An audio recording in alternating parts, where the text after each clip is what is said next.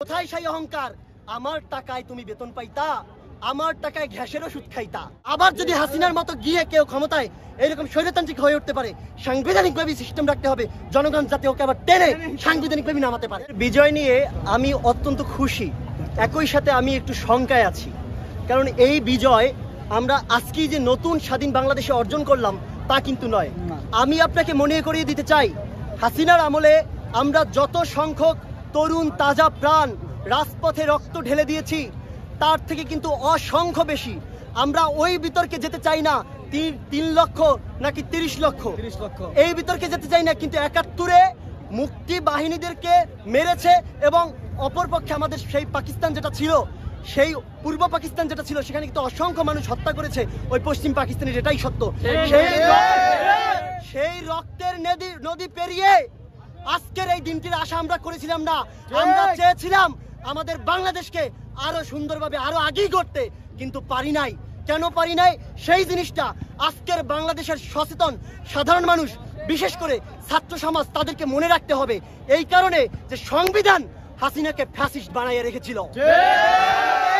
শুধুমাত্র সরকার উৎখাতই একমাত্র প্ল্যান আর একমাত্র কথা নয়, শঙ্কা প্রকাশ করছি ওইখানে। এই সংবিধানের আন্ডারে অন্য কোন সরকার, অন্য কোন দল আমরা কাউকে আসতে দেব না। আগে সংবিধান সংস্কার করতে হবে। সংবিধান সংস্কার করে এমন একটা সংবিধান বানাতে হবে যেখানে হাসিনার মতো কেউ স্বৈরতান্ত্রিক হইয়া উঠতে পারে না। আপনাদেরকে আমি একটা কথা স্পষ্টভাবে বলতে চাই, হাসিনা কিন্তু ইচ্ছা করে স্বৈরতান্ত্রিক হয় না। আপনি দেখবেন কলকাতার দিকে তাকান, সেখানে নরেন্দ্র মোদী ক্ষমতায়, কিন্তু কলকাতার নরেন্দ্র মোদী ওর বিজেপি শাসিত চিন্তা ভাবনা দিয়ে বাংলাদেশের মানুষকে যেভাবে নির্যাতন করেছিল, কিন্তু মমতা বন্দ্যোপাধ্যায় কিন্তু আমাদের পক্ষে দাঁড়াইতেন। মমতা কিন্তু কথা বলতেন। কেন বলতেন জানেন? কারণ মমতার একটা এক্সট্রা পাওয়ার ছিল, যেটা মোদী তাকে এবং তার সংবিধানে দিয়ে রেখেছে। কিন্তু আমাদের এমন এক সংবিধান যেখানে হাসিনাই এক ছিল, আমাদের কোনো দাম ছিল না। একদিন নাকি আমরা নাকি জনগণ সংসদের মালিক, এই সংসদের মালিক নাকি আমরা নাকি ভোট দিয়ে সরকারকে আনি। কিন্তু দেখেন, একবার এই কুলাঙ্গার হাসিনা আসার পরে আমরা কি ওকে বলতে পারি আমার অধিকার, আমার কথা, আমি যেটা বলতে চাই সেটা বলতে দিচ্ছ না, তুমি ক্ষমতা থেকে চলে যাও? আগামীর বাংলাদেশে যেই সরকার গঠন হবে, জনগণকে এমন শক্তি দিয়ে রাখতে হবে যাতে সে রিকল করতে পারে। আবার যদি হাসিনার মতো গিয়ে কেউ ক্ষমতায় এরকম স্বৈরতান্ত্রিক হয়ে উঠতে পারে, সাংবিধানিকভাবে সিস্টেম রাখতে হবে, জনগণ যাতে ওকে আবার টেনে সাংবিধানিকভাবে নামাতে পারে। আজকে হাসিনা ক্ষমতা থেকে চলে গেছে, কিছু কিছু আওয়ামী দালাল, শাহরিয়ার কবিরের মতো কুলাঙ্গার, এই সমস্ত বদমাইশ গুলো আমাদেরকে শিখাইতো হাসিনা ক্ষমতা থেকে নামবে কিভাবে। ও তো সংবিধানকে কেটে ছিটে এমন অপারেশন করেছে, সংবিধানের ভিতরে আর কিছু নাই, যা আছে সব ওই হাসিনা আর হাসিনার বাপের নামে বন্দনা। এ দিয়ে তো ক্ষমতা থেকে বের হওয়া যায় না। মানে আলাপটা এমন, আমার বাড়িতে কাঁঠাল গাছে কাঁঠাল চুরি করতে উঠেছে, চোর উঠেছে। সব যখন বাড়ির লোক সহ গিয়ে সেখানে ঘেরাও হলাম, কাঁঠাল গাছের নিচে চোর বলে, ভাই উঠেছি তো ভালো কথা, নামবো কিভাবে? তুই উঠছিলি কিভাবে? এটা কিন্তু আসলেই সত্য, নামার কোনো পথ নেই। আমাদের দেশের কোন সরকার পরবর্তীতে আসার পর যদি স্বৈরতান্ত্রিক হয়ে উঠে, অবশ্যই তাকে জনগণ যাতে সাংবিধানিকভাবে নামাতে পারে সেই ব্যবস্থাটা থাকতে হবে। আরেকটি বিষয় আমি বলতে চাই, আমাদের আজকের এই নতুন স্বাধীন বাংলাদেশের সংকট, আজকে এই দেশ স্বাধীন করেছে কারা? তরুণ প্রজন্ম। এই হাসিনাকে কারা ঝাঁটাই খাটাইছে? তরুণ প্রজন্ম তো।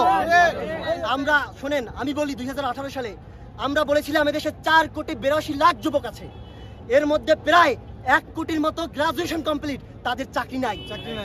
ওই যুবকরাই কিন্তু এদেরকে হটাইছে, কোন রাজনৈতিক দল নয়। আমি বলতে চাচ্ছি না রাজনৈতিক দলের কোনো অবদান নাই, অবশ্যই তাদের অবদান আছে, কিন্তু নেতৃত্ব দিয়েছে এদেশের কিশোর, তরুণ, যুবক।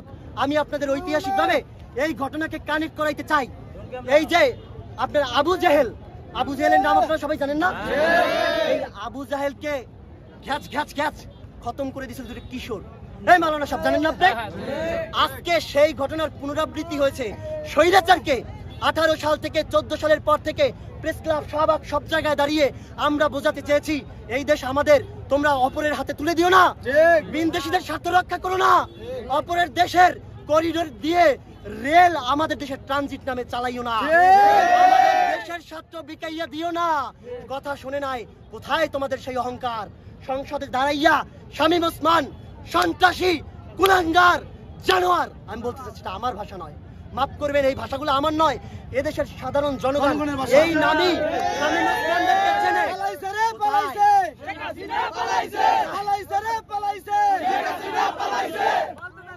আমি বলতে চাই আজকে তাদের অহংকার কোথায়? কোথায় সেই অহংকার?